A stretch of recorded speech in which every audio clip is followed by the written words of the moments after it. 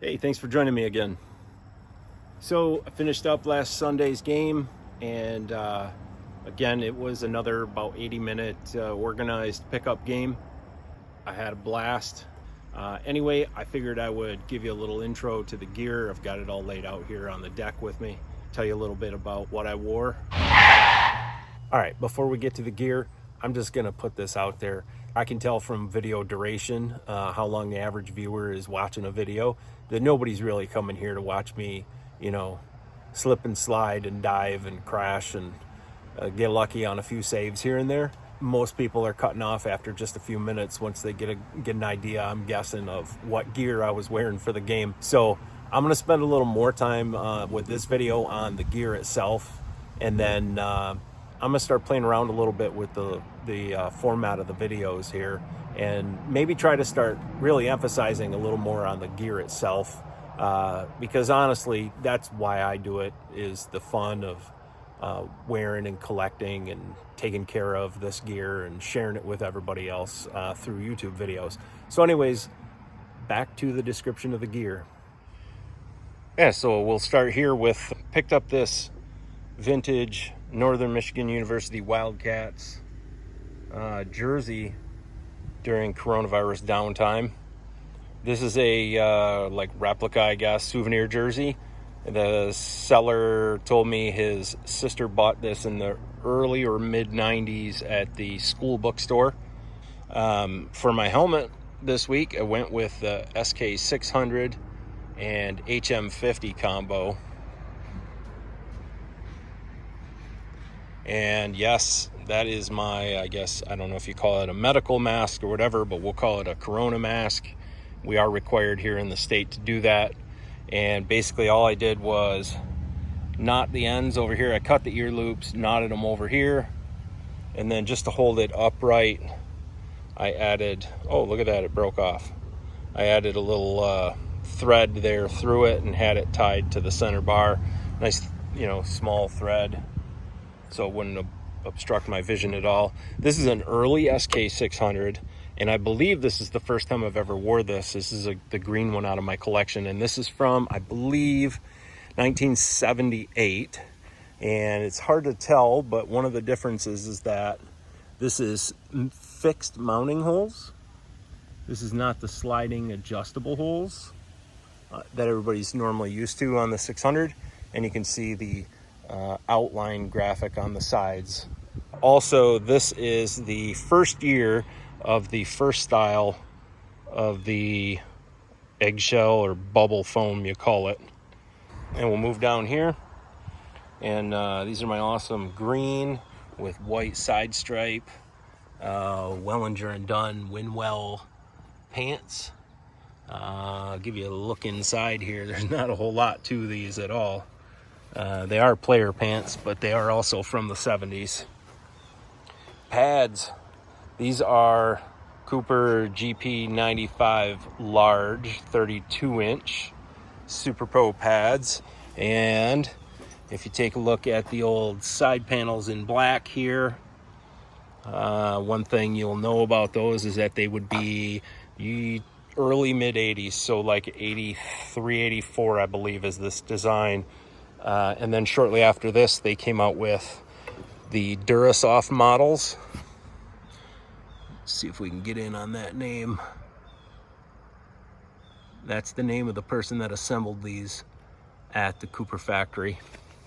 But yeah, shortly after these is when they introduced Durasoft.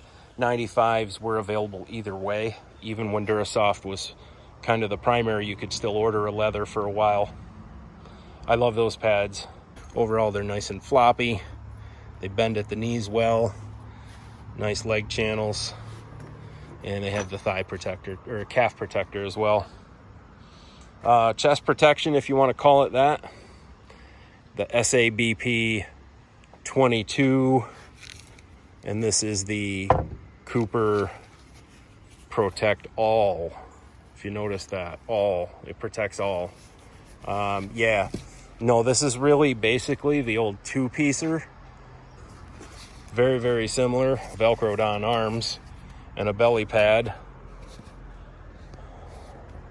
And One of the most amazing parts of this is the old metal hook for connecting the strap around the back of your belly. I like these. They're very mobile. If that's important to you. You don't feel trapped at all in your gear.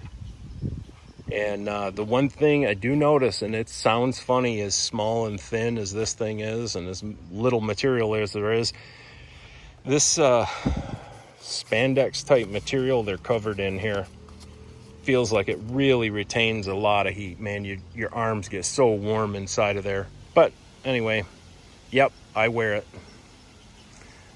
Knees, went with the Cooper GP2s, even though these are actually a little older in design as far as the system goes for those pads.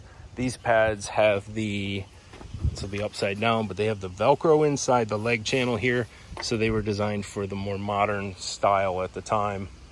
GP, KP knees, which have the other side of the Velcro tab. Gloves, I went with the GM21. Let's see if we can zoom in on that.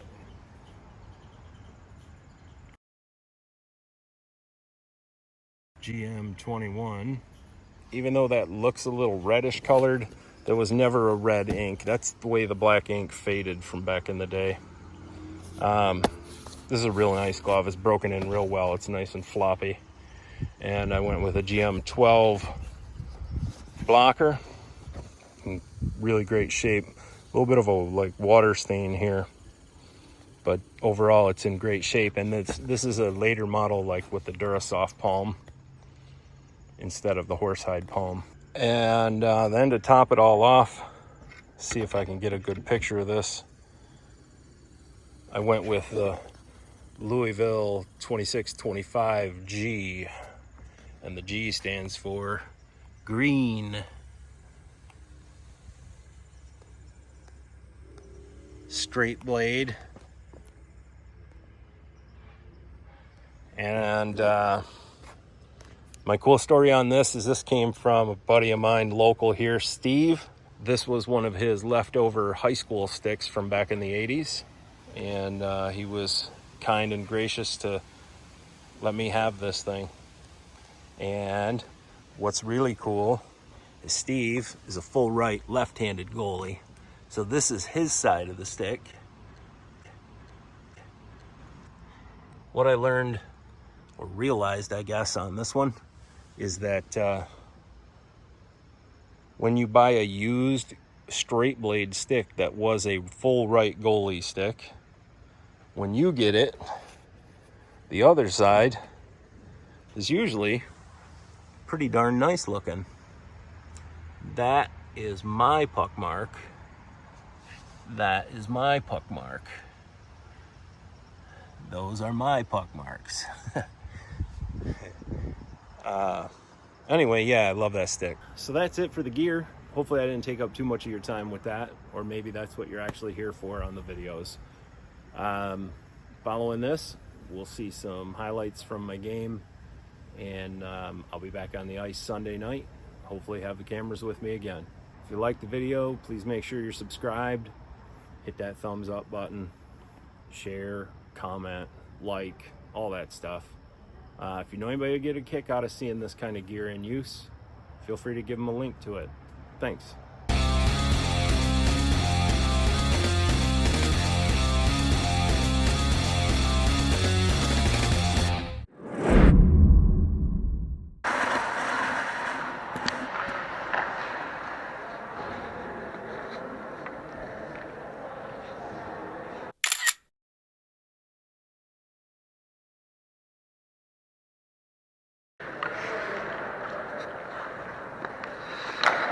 Good.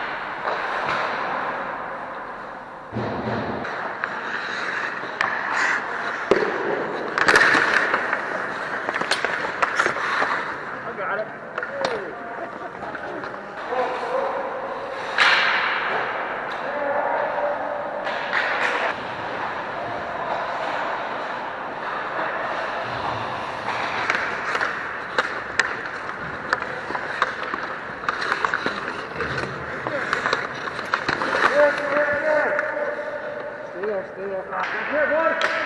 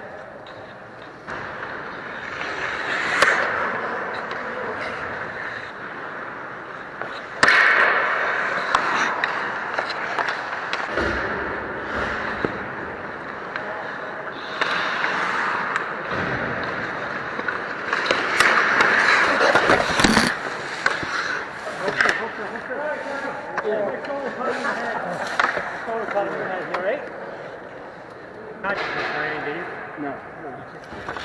Sorry about that. I cut right through. Got slowly right on you. My bad.